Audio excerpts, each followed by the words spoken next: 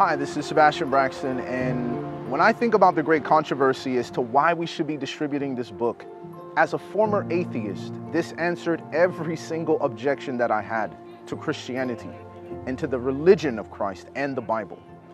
It also is a 600-page book that literally contains every element of present truth in it. If a person reads this book and believes every single word in this book, they are a Seventh-day Adventist and a part of the remnant.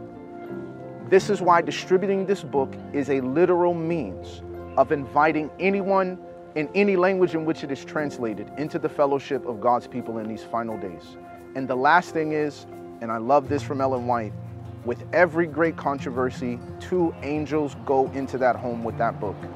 That means when the latter rain is poured out, you have now placed a seed that will eventually materialize into multiple stars in heaven, in which you will have eternity to reflect upon how God used that one book to impact potentially millions of souls for the kingdom of God. So please join in the distribution of this book. You do not want to miss out on an opportunity to bring joy to the heart of Christ by leading some of his sons and daughters back to him.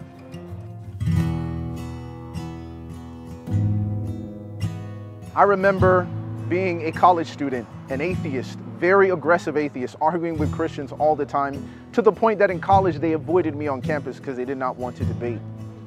And I remember a young lady having a Bible study with me completely by false pretense. I didn't want to study the Bible.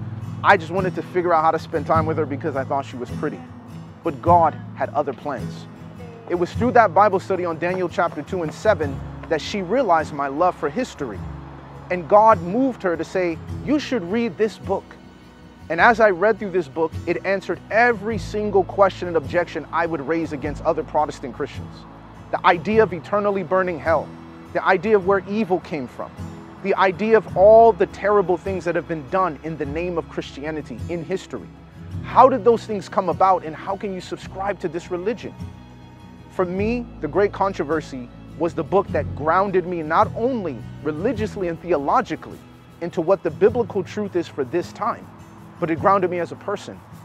It helped me understand that as an atheist, I was committed to values of fairness and justice, that humility and love for the truth, and also a willingness to admit when you're wrong, and also to be against all forms of oppression. This book champions all of those values and so much more. And so for me, it was like an awakening unto myself. And through this book, it was within 3 months of reading this book that I was baptized, taught Sabbath school, and was already traveling on the road, preaching my first sermon and going in the summers to distribute this book door to door in canvassing. Now, 20-something years later, I'm still preaching.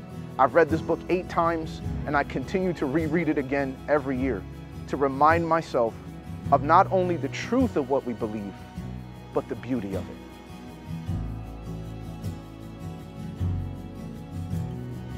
One of the most interesting things about the times in which we are living right now is the fact that many people in the evangelical world are no longer apologetic about their belief that church and state should not be separated.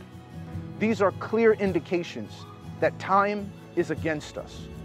We cannot preach every single thing to people and have them sit down and go through multiple Bible studies. But through the distribution of the great controversy, we can now have millions of people learning present truth all at the same time, all over the world. And we won't have a lot of time to do it.